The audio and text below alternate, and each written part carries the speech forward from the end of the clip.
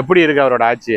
அவங்க ஆட்சி எப்படி இருக்கு? நல்லா இருக்கு. மத்தியில மோடி ஆட்சிக்கு வந்திருக்கிறாருனாக்கா, மூணாவது ட்ரிப்பும் வந்திருக்காருனாக்கா, தமிழ்நாட்டுக்கு ஒரு புண்ணியமும் கிடையாது. மற்ற ஸ்டேட்டுக்கு தான் எல்லாமே. மோடிஜி வந்ததுனால ஏதாவது முன்னேற்றங்கள் இருக்கா? இந்த நிறைய இருக்கு, அது நிறைய சொல்லலாம். மக்களுக்கு நல்லது செய்யறாரு. ஆனா தமிழ்நாட்டுல கொண்டு சேர்க்க மாட்டாங்க. நீங்க ரேஷன்ல அரிசி வாங்குறீங்களா? ஆமா, அது யார் கொடுக்குறா உங்களுக்கு? அது ஸ்டேட் கவர்மெண்ட் தான் கொடுக்கும். Central government. ஸ்டேட் கவர்மெண்ட் அரிசி நிப்பாட்டி கிட்டத்தட்ட ஒரு வருஷம் ஆச்சு. அது நான் தான் செய்யறேன் நம்ம முதல்வர் பெருமை பண்ணிக்கிறாரு. பணம் வாங்கிட்டு லஞ்சம், மறைமுகமா லஞ்சம் வாங்கிட்டு வீட்டை போட்டு கொடுக்குறாங்க. கவர்மெண்ட் ஒரு ஸ்கீம் எல்லாமே மக்களுக்கு சரியா தெரியல, கொண்டு போய் சேர்க்கறதுல கட்சிக்காரங்களே சேர்க்கறது இல்லையா. இந்த மோடி கொடுக்குற வீட்டை அவங்களே கட்டி கொடுக்குற மாதிரி இருந்ததுன்னா ஒரு ரூம் போட்டாவது கரெக்டா கட்டி பினிஷிங் பண்ணி கொடுத்தா நல்லா இருக்கும். இது ரொம்ப முக்கியமான கோரிக்கை தமிழ்நாட்டுக்கு. 5 லட்ச ரூபாய் வீடு வருதுன்னா அதுல வருது 3.5 லட்ச ரூபாய் தான் நம்ம கைக்கு வந்து சேரும். ஏற்கனவே காங்கிரஸ் ஆட்சி இருக்கிறப்ப பாத்தீங்கன்னா இப்போ ஃபாரின் கண்ட்ரிஸ் எல்லாம் நம்ம நாட்டுக்காரங்களை பார்த்தாலே ஒரு ஏளனமா பாக்குற மாதிரியான ஒரு சூழலாம் இருந்தது. இப்ப பாத்தீங்கன்னா ரொம்ப மதிப்பு மரியாதை எல்லாமே மரியாதையா பாக்குறாங்க. உனக்கு 10,000 ரூபாய், உனக்கு நான் வீடு போட்டு தரேன், உனக்கு 5,000, உனக்கு வீடு போட்டு தரேன் அப்படின்னு சொல்லி பணம் வாங்குறாங்க. ஒரு பில்லு வருதுன்னாங்க, அந்த பில்லை வாங்குறதுக்கு ரொம்ப அலைச்சலா அலைய வேண்டியதா இருக்கு. இப்ப மத்தியில ஆட்சியில் இருக்கிற பாரதிய ஜனதா கட்சியை பத்தி உங்களோட கருத்து என்ன? நல்லா போயிட்டு சென்ட்ரல் கவர்மெண்டா கட்டி கொடுத்தாக்கா ரொம்ப சந்தோஷமா இருக்கும். மக்கள் கையில பணத்தை கொடுக்க வேணாம். இப்ப எனக்கு வீடு அலாட்மெண்ட் ஆயிருக்குன்னா என் கையில பணத்தை கொடுக்க வேணாம். இன்னும் 100 ஆண்டு காலம் நல்லா இருக்கணும். அடுத்தது பிரதமராகவும் அவரே வரணும். இந்த பணத்துல இருந்து இவங்க எடுக்கல, என் மக்கள்கிட்ட இருந்து இவங்க சுரண்டுறாங்க. அப்ப அந்த அதிகாரிக்கு 5,000, இந்த அதிகாரிக்கு 3,000, அந்த அதிகாரிக்கு 2,000 இப்படின்னு கொடுத்தாக்கா நாங்க எப்படி வீடு கட்டி முடிக்க முடியும்? எந்தெந்த துறையில நாடு நல்லா முன்னேறி இருக்கு மோடி வந்ததுக்கு அப்புறம் எதிர்பார்க்க? எல்லா துறையும் நல்லா தான். குறை சொல்றதுக்கு ஒண்ணு இல்லை. நம்ம பாரத பிரதமர் மோடி இருக்காங்கல்ல, அவங்களோட பிறந்த நாள் இந்த முறை ஆட்சிக்கு வந்திருக்காரு. நீங்க அவரை பத்தி என்ன சொல்றீங்க? ஏதாவது 1-2 வார்த்தை. எப்படி இருக்கு அவரோட ஆட்சி? அவரோட ஆட்சியில உங்களுக்கு என்னென்ன கிடைச்சிருக்கு? 100 நாள் வேலைக்கு போறீங்களா? அது அவர் கொண்டு வந்ததா? உங்க வீட்டுல பைப் தண்ணி கொண்டு வந்திருக்காங்களா? தனியா பைப் தண்ணி கொடுத்துருக்காங்களா? ஜல் ஜீவன் திட்டம்னு சொல்லி. நீங்க எந்த ஊரு? நீங்க உங்களுக்கு தனியா உங்க வீட்டுக்கு முன்னாடி பைப் வந்திருக்கா? அது கவர்மெண்ட், அது மோடி கவர்மெண்ட் கொடுத்ததா? உங்களுக்கு இது இந்த ஆஸ்பத்திரிக்கு அந்த கார்டு இருக்கா உங்ககிட்ட? 5 லட்ச ரூபா கார்டு கிடைச்சிருக்கா? அது நீங்க அப்ளை பண்ணலையா? விவசாயம் பண்ண ஏதாவது வருதா உங்களுக்கு? விவசாயம் பண்ண நீங்க போட்டிருக்கீங்களா? நீங்க போடல. சரி சரி. மற்றபடி உங்களோட அவருக்கு என்ன வாழ்த்து சொல்றீங்களா? அதை பத்தி என்ன சொல்ல? வாழ்த்துக்கள். அவங்க ஆட்சி எப்படி இருக்கு? நல்லா இருக்கு. அவங்க ஆட்சியில தொழில் முறை எப்படி இருக்கு? இதெல்லாம் சிறப்பா இருக்கு. தமிழ்நாடு மக்களுக்கு தான் தெரியாம இருக்கு எல்லாமே. வேற என்ன அவரை பத்தி நீங்க சொல்ல விரும்புறீங்க? வேற ஒன்னும் சொல்ல விரும்பல. நல்லபடியா பண்றாரு. அடுத்த தடவை அவர் தான் வருவாரு கண்டிப்பா. எந்த அளவுக்கு முன்னேற்றம் இருக்கு நம்ம நாடு? இதுல மோடிஜி வந்ததுனால ஏதாவது முன்னேற்றங்கள் இருக்கா? இந்த 3 இருக்கு, நிறைய சொல்லலாம். இதான் உங்களுக்கு தெரிஞ்ச ஒரே ஒரு விஷயம், நல்ல அழுத்தமா சொல்ற மாதிரி ஏதாவது? மக்களுக்கு நல்லது செய்யறாரு. ஆனா அது சரியான இடத்துக்கு வர தமிழ்நாட்டுல கொண்டு சேர்க்க மாட்டாங்க. மற்ற இடத்துல எல்லாம் போகுது. இங்க செய்யறது அவர் செய்யறது இங்க அவங்க கட்சிக்காரங்களே சரியா பிரபலப்படுத்துறது இல்லை. கட்சிக்காரங்களே பிரபலப்படுத்தல, கொண்டு போய் சேர்க்கறது இல்ல. அதனால யாரு மக்களுக்கு அரிசியே சென்ட்ரல் கவர்மெண்ட் அரிசி தான் ரேஷன்ல போடுறாங்க. கரெக்ட். ஆனா சென்ட்ரல் கவர்மெண்ட் அரிசி சொல்றது இல்ல, ஸ்டேட் கவர்மெண்ட் அரிசின்னு சொல்றாங்க. ஆனா சென்ட்ரல் கவர்மெண்ட் அரிசி தான் உண்மை. அதை அவங்க கட்சிக்காரங்களே கொண்டு போய் சேர்க்கறது இல்ல. இன்ட்ரெஸ்ட் காட்டுறது இல்ல கட்சிக்காரங்க. கட்சிக்காரங்க இன்ட்ரெஸ்ட் காட்டுறது இல்ல. அது நான் தான் செய்யறேன் நம்ம முதல்வர் பெருமை பண்ணிக்கிறாரு. அதே போல இந்த வீடு கட்டுறதுக்குலாம் நிறைய ஸ்கீம் எல்லாம் சென்ட்ரல் கவர்மெண்ட், ஆவாஸ் யோஜனா திட்டம், வீடு எல்லாம் இருக்கு. அப்புறம் ஜல் ஜீவன் திட்டம், வீட்டுக்கு வீடு தண்ணி பைப் எல்லாமே கொடுக்குறாங்க. எல்லாமே நான் தான் போடுறேன்னு சொல்றாங்க. எல்லாம் நடக்குது. ஆனா கரெக்டா இவரையும் செய்யறாருன்னு வெளியில தெரியல. கண்டிப்பா வீடு கட்டுறதுக்குள்ள சென்ட்ரல் கவர்மெண்ட் கொண்ட ஸ்கீம் தான் எல்லாமே. கண்டிப்பா அது ப்ராப்பரா நடக்கல. மக்களுக்கு என்ன அது புரியல, அது என்னன்னே தெரியல எங்க இருந்து வருது. ஏன்னா அந்த ஸ்கீம் எல்லாம் லோக்கல் கவர்மெண்ட் கிட்ட இருந்து நம்ம இப்ப பிடிஓ மூலம் அந்த பணம் வர்றதுனால அவங்க ஸ்டேட் கவர்மெண்ட் தான் பண்ணுதுன்னு நினைச்சுக்கிறாங்க. அப்படிதான் சென்ட்ரல் கவர்மெண்ட் பண்றதுன்னு தெரியல. நிறைய விஷயங்கள், அதாவது சென்ட்ரல் கவர்மெண்ட் ஒரு ஸ்கீம் எல்லாமே மக்களுக்கு சரியா தெரியல, கொண்டு போய் சேர்க்கறது இல்ல. கட்சிக்காரங்களே சேர்க்கறது இல்லையா? கட்சிக்காரங்களே சேர்க்கறது இல்ல. ஆமா, மத்தவங்க சொல்ல வேண்டியது இல்ல. பாஜகவோட வளர்ச்சி தமிழ்நாட்டுல இருக்கா? வந்த பிறகு வளர்ச்சி நல்லா இருக்கு. நல்லா இருக்கு. இன்னும் கொஞ்சம் சிறப்பா கட்சிக்காரங்க எப்படி செயல்படுறாங்க அண்ணாமலை வந்ததுக்கு அப்புறம்? கொஞ்சம் நல்லா இருக்கு. இன்னும் நல்லா இருக்கணும். என்ன திருத்தணும்னு நினைக்கிறீங்க? என்ன அவங்க அதுல எந்த விஷயத்துல அவங்கள மாத்திக்கணும்? எந்த இருந்தா நல்லா செயல்படணும்? இன்னும் நல்லா செய்யணும் சொல்ற மாத்திக்க நல்ல டெவலப்மெண்ட் தான். இன்னும் கொஞ்சம் சிறப்பா இருந்துச்சு நல்லா இருக்கும். கீழ் மட்டத்துல இருந்து நல்லா இருக்கும் டெவலப்மெண்ட். சரி, மேல் மட்டத்துல நல்லா இருக்கு. கீழே பூத் லெவல்ல நல்லா பண்ண நல்லா இருக்கு. பூத் லெவலில் எல்லாத்தையும் அவங்க மாவட்ட அளவுல இதெல்லாம் தான் பாக்குறாங்க. நீங்க எந்த மாவட்டம்? நீங்க தேனி மாவட்டம். தேனி மாவட்டம். அங்க எப்படி இருக்கு பாஜகவோட வளர்ச்சி? நல்லா இருக்கு. சரி, ரொம்ப நன்றி. மத்தியில இப்ப மோடிஜி 3வது முறை ஆட்சி வந்திருக்காரு, இத பத்தி உங்களோட கருத்து என்ன? மத்தியில மோடி ஆட்சிக்கு வந்திருக்கிறாருனாக்கா, 3வது ட்ரிப்பும் வந்திருக்காருனாக்கா, தமிழ்நாட்டுக்கு ஒரு புண்ணியமும் கிடையாது. மற்ற ஸ்டேட்டுக்கு தான் எல்லாமே. சரி, இப்போ நீங்க ரேஷன்ல அரிசி வாங்குறீங்களா? ஆமா. அது யார் கொடுக்குறா உங்களுக்கு? அது வந்து ஸ்டேட் கவர்மெண்ட் தான் கொடுக்குது. Central government. ஸ்டேட் கவர்மெண்ட் அரிசி நிப்பாட்டி கிட்டத்தட்ட 1 வருஷம் ஆச்சு. 1 வருஷம் ஆச்சு. ஆமா. இப்ப கொடுக்கறது 2028 வரைக்கும் சென்ட்ரல் கவர்மெண்ட் தான் அரிசி இலவசமா கொடுக்குறாங்க. ஆமா. உங்க வீட்டுல தண்ணி பைப் போட்டிருக்கீங்களா? தண்ணி பைப் போட்டிருக்கோம். ஜல் ஜீவன் திட்டத்துல. ஜல் ஜீவன் அது யார் கொடுத்தது? அது வந்து மோடி.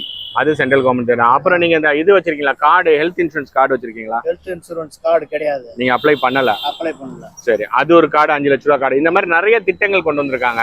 அதே மாதிரி சாலைகள் நிறைய விரிவாக்கம். அதாவது அடுத்து என்னன்னா, இந்த மோடி வீடுன்னு சொல்லி வருதுங்களா? ஆமா. அது என்னன்னா எல்லாமே வந்து வர்ற வீடு எல்லாமே பணம் வாங்கிக்கிட்டு லஞ்சம், அதாவது வந்து மறைமுகமா லஞ்சம் வாங்கிக்கிட்டு வீட்டை போட்டு கொடுக்குறாங்க. கரெக்டா வந்து இந்த உங்களுக்கு வீடு வந்திருக்கு, இந்த வீட்டை வந்து நீங்க வந்து இது பண்ணிக்கிங்க, சென்ட்ரல் கவர்மெண்ட் வீடு, மோடி வந்து எந்தவித செலவு இல்லாம வீடு கட்டி கொடுக்குறாரு அப்படின்னு சொல்லி வருது.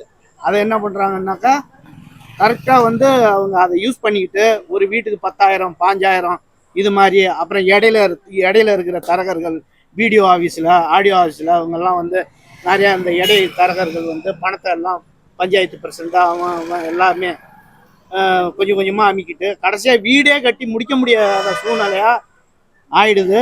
நாங்கள் கடன் வாங்கி திரும்பி அந்த வீட்டை வந்து கட்டுற முறையாயிடுது. இதே வந்து கவர்மெண்ட் வந்து இந்த மோடி கொடுக்குற வீட்டை வந்து அவங்களே கட்டி கொடுக்குற மாதிரி இருந்ததுன்னா ஒரு ரூமு போட்டாவது கரெக்டாக கட்டி ஃபினிஷிங் பண்ணி கொடுத்தா நல்லா இருக்கும். இது ரொம்ப முக்கியமான கோரிக்கை தமிழ்நாட்டுக்கு. எல்லாம் இடைத்தரகர்கள் எல்லாருமே சாப்பிட்டுறாங்க. 5 லட்ச ரூபா வீடு வருதுன்னா அதில் வரத்து 3.5 லட்ச ரூபா தான் நம்ம கைக்கு வந்து சேரும்.